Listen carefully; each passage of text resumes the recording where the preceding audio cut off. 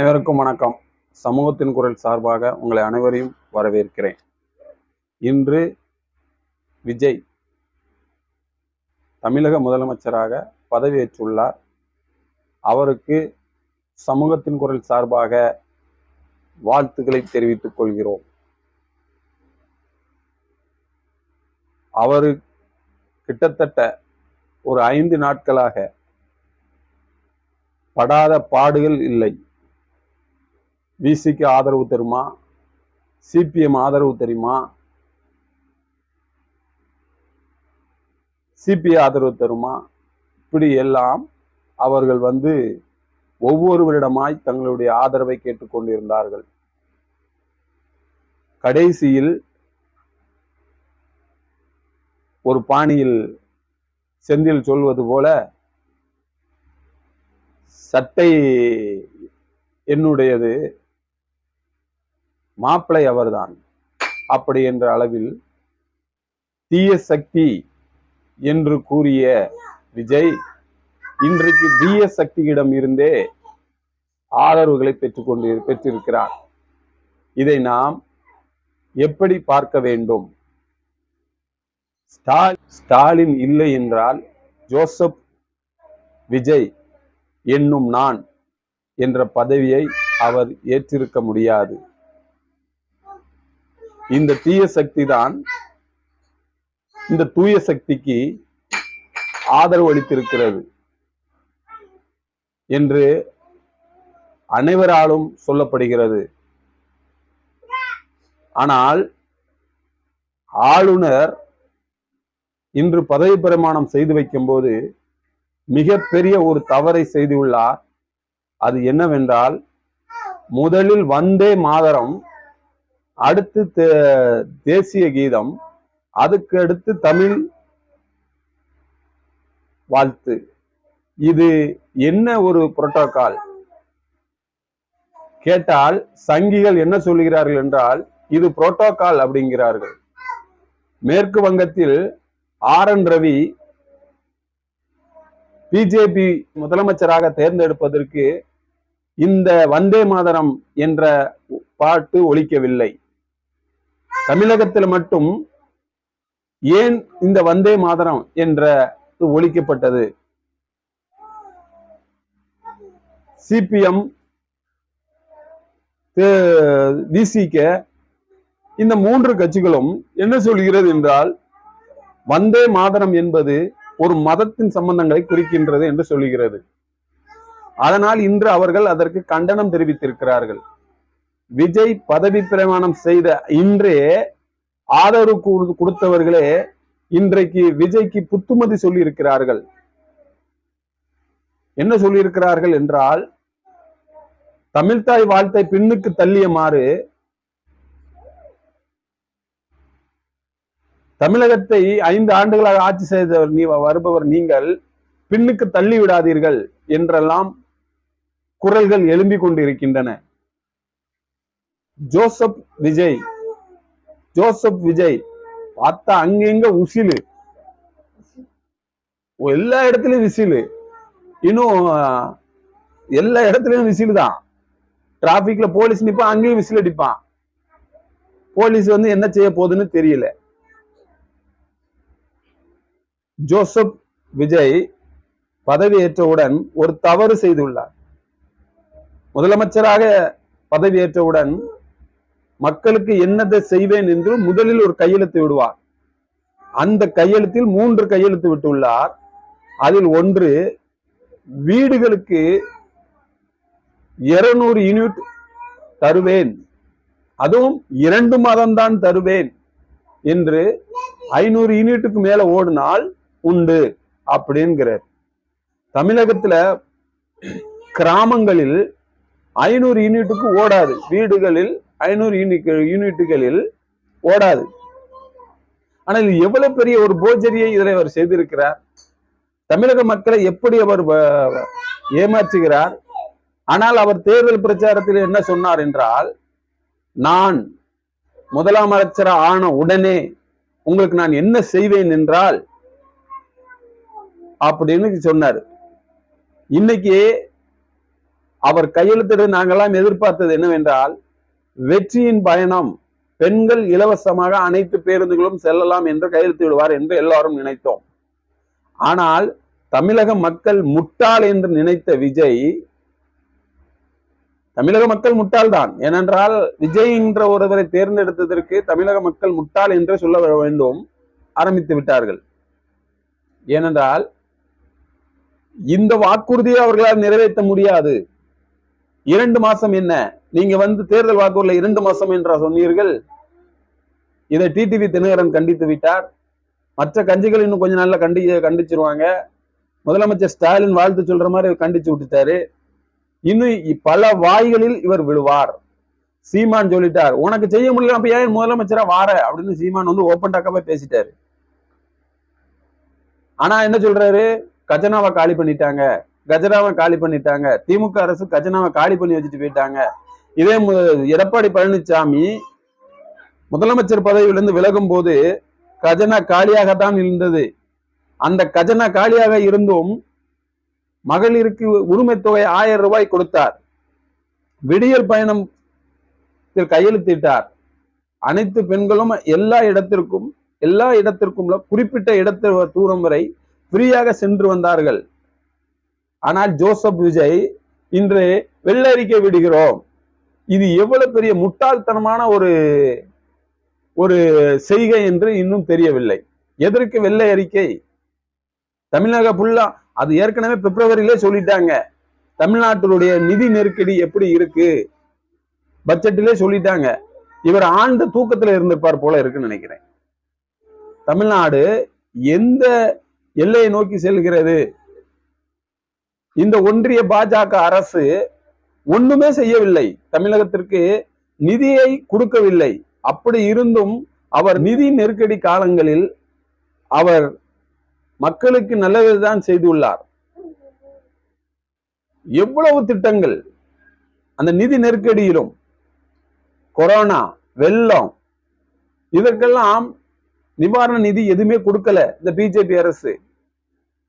இப்போது எங்களுக்கு ஒண்ணும் இல்லை, எங்களுக்கு கஜனாவை காலி அப்படின்னா, உங்களால முடியல என்றால் பதவியை ராஜினாமா செய்து விட்டு போயிட விடலாம். நீங்கள் கூறிய அந்த வாக்குறுதிகள் நிறைவேற்ற முடியாத விட்டால், நாங்கள் கூறவில்லை, பத்திரிகையாளர்கள் கூறவில்லை, பொதுமக்களே இன்றைக்கு எல்லா இடத்திலும் சொல்ல ஆரம்பித்து விட்டார்கள். சமூக வலைதளங்களில் இதை பற்றி பேச ஆரம்பித்து விட்டார்கள். அப்போ இது எவ்வளவு பெரிய போஜரி, எவ்வளவு பெரிய மோசடி என்பது தெரிகிறது. ஜோசப் விஜய் தமிழகத்துல அதாவது சினிமா துறையில எம்ஜிஆருக்கு அடுத்த முதலமைச்சர் என்பதை பொதுமக்கள் நாங்கள் எல்லாருமே வரவேற்கிறோம். ஆனால் மக்களுக்கு என்ன செய்ய வேண்டுமோ அதை நீங்கள் செய்து முடிக்க வேண்டும். எனக்கு கால அவகாசம் கொடுங்க, எனக்கு கால அவகாசம் எடுத்துக்கோங்க, 6 மாசம் எடுத்துக்கோங்க, அதுக்கப்புறம் நீங்க அது என்னன்னு பாருங்க. அதான் ஸ்டாலின் தெளிவா சொல்லிட்டாரு, ரூபாயெல்லாம் தமிழகத்தினுடைய இதுல இல்லைன்னு சொல்லாதீங்க, அது ரூபாய் இருக்கு, உங்களால கொடுக்க மனம் இருந்தால் தான் கொடுக்க முடியும் என்று ஓப்பனாக பேசிவிட்டார். ஆனால் விஜய் இன்றைக்கு பேசினதை பார்த்தால் மனமே இல்லாத மாதிரி பேசுறார். இப்படி நடந்திருக்கிற கால சூழ்நிலையில ஆளுநரை கண்டித்து பேசவில்லை. ஏய் வந்தே மாதரம் போடாதையா, நிறுத்துன்னு சொல்ல ஒரு இது இல்லை. ஆளுநரே உன்னைய என்ன செய்ய அலைய விட்டுருக்காரு, 4 திருப்பு 5 திருப்பு 6 திருப்பு அலைய விட்டு, அப்பமே உன்னால வாயை திறக்க முடியாதவர் தமிழ்நாட்டினுடைய உரிமைக்காக ஒரு முதலமைச்சரா பதவியேற்றிருக்கிறவர் எப்படி வாய் திறப்பார்? தமிழ்நாட்டுக்கு நிதியை கொடுங்கள் எப்படி வாயை திறப்பார் என பேச்சுகள் சமூக வலைதளங்களில் எல்லாத்திலும் எழுந்துள்ளது. தீய சக்தி, நான் தூய சக்தி. இன்று ஒன்று சொன்னீர்கள், நாங்கள் ஆட்சிக்கு நாங்க ஜெயிச்சிட்டோம் அப்படின்னு சொல்லி எல்லாரும் ஆட ஆரம்பிச்சிடக்கூடாது, அது யாராய் இருந்தாலும் தண்டிப்பேன். அது வரவேற்கத்தக்கது. அரசு அலுவலகங்களில் ஊழல் வரக்கூடாது. அரசு அலுவலகங்களில் கமிஷன், அதாவது முக்கியமாக போக்குவரத்து துறை, ஒவ்வொரு மாவட்டத்திலும் போக்குவரத்து துறையில் அதிக புரோக்கர்கள் உள்ளனர். இதை முதல் விளக்க வேண்டும். 2வது, லஞ்சம் வாங்கியவர்களுக்கு தனி சட்டத்தை கொண்டு வந்து லஞ்சம் வாங்கும் அதிகாரிகள் மீது கடுமையான நடவடிக்கை எடுக்க வேண்டும். இதெல்லாம் சொல்லாமல் பெண்களுக்கு பாதுகாப்பு கொடுங்க, அதற்கு தனியா ஒரு குழு ஆரம்பிச்சிருக்கீங்க, அது வரவேற்கத்தக்கது. போதை இல்லா தமிழ்நாடா உருவாக்குங்க. போதை இல்லா தமிழ்நாடை உருவாக்குனா கஞ்சா அபீனு இதெல்லாம் உள்ள வரவிடாதீங்க. இது உங்களுக்கு தெரியாம, ஒரு ஆட்சியருக்கு தெரியாம, ஒரு டிஜிபிக்கோ டிஎஸ்பிக்கோ தெரியாம வெளி மாநிலங்களிலிருந்து உள்ளே இந்த போதைப் பொருட்கள் வராது. அதை தமிழக அரசு மிக உற்று கவனித்து அமைந்திருக்கிற ஜோசப் விஜய் என்ற முதலமைச்சர் அதை உற்று கவனிக்க வேண்டும். அனைத்து 14 வயசுல இருந்து 15 வயசு வரைக்கும் இன்னைக்கும் ஒயின் ஷாப்ல போய் சரக்கு வாங்கிட்டு வரான், இன்னைக்கும் கஞ்சா அடிக்கிறான். இந்த ஒயின் ஷாப்பில் ஒரு கட்டுப்பாடை கொண்டு வாங்க. 14 வயசுக்கு கீழே உள்ளவங்க யாரு, சிறுவர்கள் வந்து மது கேட்டால் கொடுக்க மாட்டோம், ஒரு சட்டத்தை கொண்டு வாங்க. மதுவை 10 ரூபாய்க்கு மேல விற்க மாட்டோம், அரசு என்ன நிர்ணயம் செஞ்சிருக்கோம் அந்த இதை தான் நாங்க விற்போம். இல்ல எதுக்கு அது மொத்தமா மது விலக்கு சொல்லி ஒரு கையெழுத்தை போடுங்க. பல பெண்களுடைய தாலிகள் அக்கப்படுகிறது, பல குடும்பங்கள் சீரழியப்படுகிறது என்றால் இந்த டாஸ்மார்க் என்று விஜய் பல இடத்தில் பரப்புரை செய்துள்ளார். ஆனால் இன்று முதல் கையெழுத்து மது விலக்கை நான் கொண்டு வருகிறேன் ஏன் கையெழுத்திடவில்லை. இது கேள்விக்குறியாக இல்ல, பொதுமக்களிடம் அவரை நம்பி வாக்களித்த பெண்கள் மத்தியில் மிகப்பெரிய ஒரு கேள்விக்குறி எழுந்திருக்கிறது.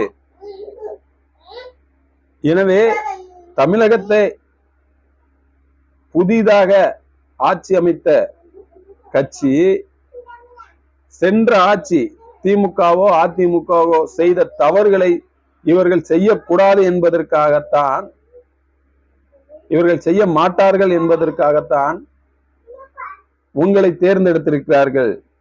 நீங்களும் அரசியல் கமிஷன் உள்ள பாலம் கட்டின கமிஷன், கட்டடம் கட்டின கமிஷன், ஒரு நிறுவனம் உள்ள வருதுன்னா கமிஷன், கல்கோரி மண்ணல்றது, இதையெல்லாம் தடுத்து நிறுத்துவாரா விஜய்? கன்னியாகுமரியில அள்ளிட்டு போறான், குடமா அள்ளிட்டு போறான். கேரளாக்கு அவ்வளவு கற்கள் போய்கிட்டு இருக்கு, இதை தடுப்பாரா விஜய்? கனிம வளங்களை தமிழ்நாட்டிலிருந்து கடத்தி செல்பவர்கள் மீது நடவடிக்கை எடுப்பாரா விஜய் என்று பல்வேறு கேள்விகள் எழுந்திருக்கிறது. ஏனென்றால் அவர் தூய சக்தி என்று அவர் கூறியிருக்கிறார். அதனால் இந்த தூய சக்தி இதெல்லாம் செய்யுமா என்று கூறப்படுகிறது. தமிழக ஜோசப் விஜய் இவற்றை எல்லாம் செய்வாரா என்பது மிக ஒரு கேள்விக்குறியாக எழுந்திருக்கிறது. தமிழகத்தில் லஞ்சம் இல்லாத நாடாகவும் போதை பொருட்கள் நடமாட உள்ளாத ஒரு நாடாகவும், அதே மாதிரி மதுவிலக்கு கொண்டு வருவாரா? ஒரு பெண் சொல்லுச்சு, தலைவர் விஜய் வரலன்னா நானும் என் பிள்ளையும் விஷத்தை ஊத்தி செத்துருவோன்ட்டு. அப்படிப்பட்ட பெண்களுக்கு நம்பிக்கையாக இருப்பாரா? இவ்வளவு கேள்விகள் எழுந்து இருக்கிறது, பொதுமக்களிடம் எழுந்திருக்கிறது. முதல் நாளே நீங்கள் பண்ணினது பிராடு. 200 யூனிட் கொடுக்குறேன்னா அதை கொடுக்கணும். ஏற்கனவே ஜெயலலிதா 100 யூனிட் கொடுக்காங்க, அதோட சேர்த்து 100 யூனிட் கொடுக்கன்னு சொன்னா அது ஓகே.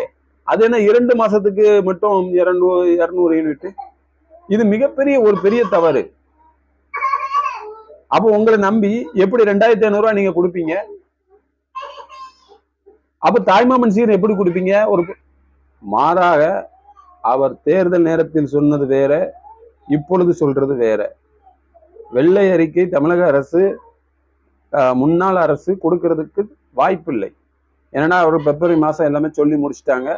அது போக எந்தெந்த மாவட்டத்துல என்னென்ன பில்டிங் கட்டியிருக்கு, எந்தெந்த இது பண்ணியிருக்கு எல்லாமே தெரியும். நீங்க போய் ஆராய்ச்சி பண்ணிக்கோங்க. ஏன்னா புதிய ஆட்சி நீங்க தானே. 6 மாசத்துல இன்னும் 6 மாசம் வரைக்கும் உங்களுக்கு அந்த கண்ட்ரோல் வராது, எப்படிலாம் பண்ணணும் வைக்கணும்னு தெரியாது. அதனால நீங்க அதை என்ன பண்ணணுமோ அதை நீங்க பண்ணணும். அதுதான் ஒரு முதலமைச்சரா இருக்காரு அப்படின்னா அதுதான் முதல் வேலை. அதனால காலைல 6 மணிக்கு நைட்டு அடிச்ச சரக்கு தெரியாம படுக்க முடியாது. ஏன்னா காலையில எந்திரிச்சோன்னா ஒரு முதலமைச்சருக்கு என்ன தலைவலி வரும்னு எப்படி இருக்கும் அப்படின்னா, எங்க எவன் வெட்டி போட்டான், எங்க எவனை கொன்னுட்டான், எங்க எவ்வளோ கற்பழிச்சுட்டான், எங்க எவ்வளோ அடிபொடி சண்டை, எங்கேயாடு கோஷ்டி மோதல், இப்படிலாம் காலையில ஆன உடனே வரும். இதெல்லாம் எப்படி சமாளிப்பது, இதெல்லாம் எப்படி சமாளிப்பதுன்னு முதலமைச்சருக்கு தெரியணும். அதனால ஜோசப் விஜய் நீங்கள் என்ன சொல்ல வருகிறார், என்ன சொல்ல போகிறார், இதை தமிழக மக்கள் உற்று கவனித்துக் கொண்டிருக்கிறார்கள். இவரும் பிராடு தான் செய்வாரோ அப்படி எண்ணத்தில் கொண்டு போய் விடாதீர்கள் தமிழ்நாடை. ஏனால் பெண்களுக்கு கொடுக்க வேண்டிய 2500 ரூபாய் உங்களால கொடுக்க முடியாதுன்னு முன்னாள் முதலமைச்சர் ஸ்டாலின் சொல்லிட்டாரு. அதனால நீங்க என்ன செய்யணும் அப்படின்னா, முந்தைய அரசு திமுக அரசு கொடுக்க வேண்டிய கொடுத்த 1000 ரூபாயை கண்டினியூ பண்ணுங்க. அதுவே உங்களுடைய ஆட்சிக்கு மிகப்பெரிய ஒரு வரவேற்பாக இருக்கும். அதே மாதிரி எல்லா பெண்களுக்கும் வெற்றி பயணம் என்று சொல்லி ஒரு தேர்தல் அறிக்கை ஒன்று கொடுத்திருக்கீங்க. அதுவும் உங்கள் ஆட்சியில் சாத்தியப்படாது. ஏனென்றால் போக்குவரத்து துறை திவாலாய் போயிடும். நீங்கள் அந்த அந்த வாக்குறுதி மட்டும் நிறைவேற்றும் நினைச்சீங்கன்னா போக்குவரத்து துறை திவாலாயிரும். இங்க இருந்து ஒருத்தன் ஊட்டிக்கு ஏறி போய் சந்தோஷமா இருந்துட்டு வந்துருவாங்க. இப்படிலாம் நடக்கும் காரியங்கள். அதனால பெண்கள் விடியல் பயணம் சொல்லி ஒண்ணு இருந்துச்சு, அதையும் நீங்க அப்படியே கண்டினியூ பண்றது உங்களுக்கு நல்லது. ஏன்னா அது போல வேலை இல்லாத பெண்களுக்கு 4000 ரூபாய் கொடுக்க சொல்லியிருக்காங்க. பட்டதாரி பெண்களுக்கு, முதல் பட்டதாரிகளுக்கு 4000 ரூபாய் கொடுப்பேன்னு சொல்லியிருக்காங்க. தமிழகத்துல பல பட்டதாரிகள் வேலை இல்லாமல் வீட்டில் இருக்கிறார்கள். அவர்களுக்கு உங்களால் 4000 ரூபாய் கொடுக்க முடியாது. அது சாத்தியமே இல்லை. நீங்கள் ஏதோ நம்ம வருவோமா வரமாட்டோமா என்று அள்ளி வீசிய அந்த வாக்குறுதிகளை உங்களால் நிறைவேற்ற முடியாது.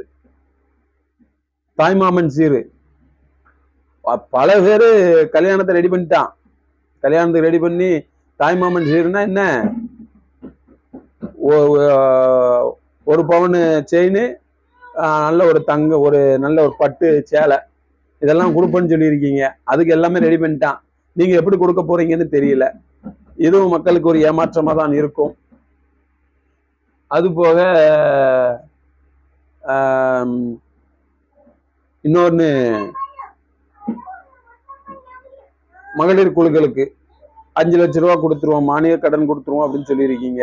அது உங்களுடைய விருப்பம். அது கொடுக்கறதோ அவங்களுடைய விருப்பம். இன்னொன்னு, விவசாய கடன் தள்ளுபடி சாத்தியமே படாது.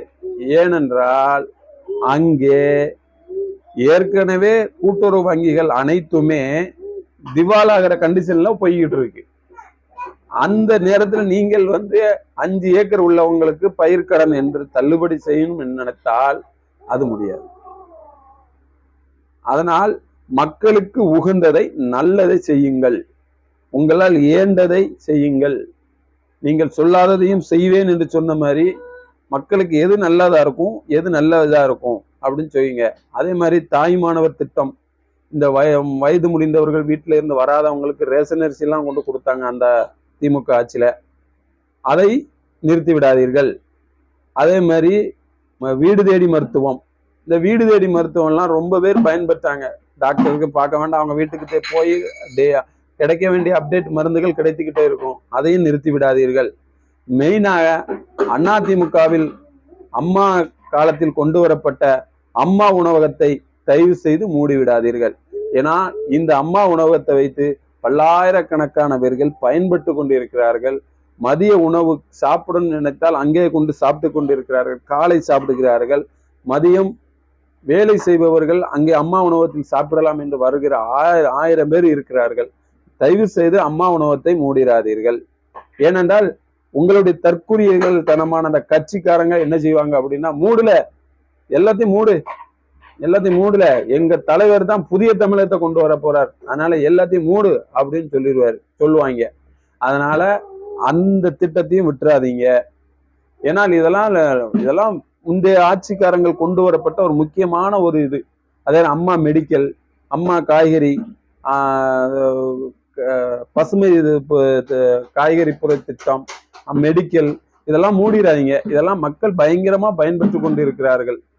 ஏன்னா உங்க பேரை வச்சுக்கோங்க, ஜோசப் விஜய்னு வச்சுக்கலாம், இல்ல வேற இது மாதிரி பேரையும் வச்சுக்கலாம், இல்ல உங்க இது பண்ணி வச்சுக்கலாம், எதனாலும் வச்சுக்கலாம். ஆனால் அந்த திட்டத்தை கைவிட்டு விடாதீர்கள். இதுதான் தமிழக மக்களுடைய கோரிக்கை. மேலும் ஆட்சி அமைப்பது இடதுசாரிகளை வைத்துதான் நீங்கள் ஆட்சி அமைத்திருக்கிறீர்கள். தயவு செய்து பிஜேபி உள்ளே வர நினைத்தால் விட்டு விடாதீர்கள். நீங்கள் உள்ளே வர விட்டுவிட்டால் இடதுசாரிகள் கட்சிகள் என்ன பண்ணுவார்கள் என்பது உங்களுக்கே தெரியும். ஏற்கனவே இன்னைக்கு ஃபுல்லா கண்டனம் தெரிவிச்சுட்டாங்க, எல்லாத்தையுமே பண்ணிட்டாங்க. 4 கால்ல ஒரு காலை பிடிச்சா சேர் கவுந்துரும். 4 கால்ல ஒரு சேர், ஒரு சேருக்கு 4 கால்.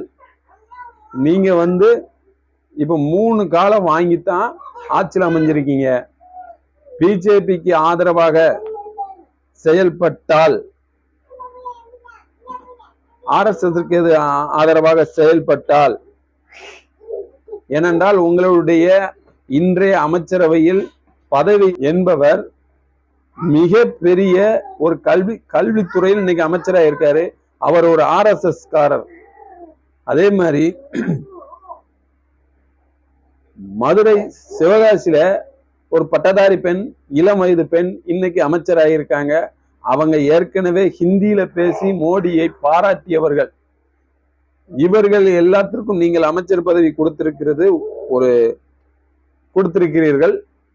இதனால் RSS இவர்களை வைத்து உள்ளே வருமோ, இல்லை கல்வித்துறை மூலமாக RSSக்கு முக்கியமானவர்களுக்கு நீங்க கொடுத்திருக்கனால அவர்களும் உள்ள வருவார்களோ? கல்வித்துறைக்கு நுழைந்து விடாதீர்கள். இருமொழி கொள்கையை விட்டு விடாதீர்கள். மும்மொழியின் கொள்கைன்னு வருவான். இருமொழி கொள்கையை தான் நமது தமிழ்நாட்டுக்குரிய முக்கியமானது. மும்மொழி கொள்கை தேவையில்லை. அதனால் ஜோசப் விஜயாக நீங்கள் RSSக்கும் பிஜேபிக்கும் உதவியாக இருந்து விடாதீர்கள். தமிழகத்துக்குள் பிஜேபிக்கும் இடமில்லை, RSSக்கும் இடமில்லை என்று மக்கள் எழுதிவிட்டார்கள். அந்த ஜோசப் விஜய் நீங்கள் அதை கருத்தில் கொள்ள வேண்டும். ஸ்டாலினை பாடாப்படுத்தியிருக்காங்க. முதலமைச்சராக இருக்கும்போது பாடாப்படுத்தியிருக்காங்க. 2000 கல்வி உதவித்தொகை 2500 கோடி கொடுக்க மாட்டேன், 2000 கோடி கொடுக்க மாட்டேன்ட்டு இருக்காங்க. வெள்ள நிவாரண நிதி கொடுக்கல, பேரிடர் நிதி கொடுக்கல, நமக்கு வர வேண்டிய GST ரூபாயை கொடுக்கல. இவ்வளவு ரூபாயை கொடுக்காத போதும், அவர் நிதி நெருக்கடியில் இருந்த போதும் அவர் சொன்ன வாக்குகளை 95% நிறைவேற்றி விட்டார். நீங்கள் கஜனாவில் காசு இல்லை என்று தமிழக மக்களை ஏமாற்றி விடாதீர்கள். இதுதான் ஜோசப் விஜய் ஆகிய தமிழக முதலமைச்சர் அவர்களுக்கு தமிழக மக்கள் கூறும் ஒரு முக்கியமான ஒரு அட்வைஸாக இருக்கும். எனவே வருகிற காலங்களில் விஜய் அவர் நடத்தும் ஆட்சி எப்படி இருக்கிறது, எப்படிலாம் போகிறது என்ற அப்டேட்டை உடனுக்குடன் சமூகத்தின் குரல் நியூஸ் மூலமாக தெரிந்து கொள்ளுங்கள். சமூகத்தின் குரல் நியூஸுக்கு சப்ஸ்கிரைப் பண்ணுங்கள். உங்கள் ஆதரவை தாருங்கள். மீண்டும் உங்களை சந்திக்கிறேன். நன்றி, வணக்கம்.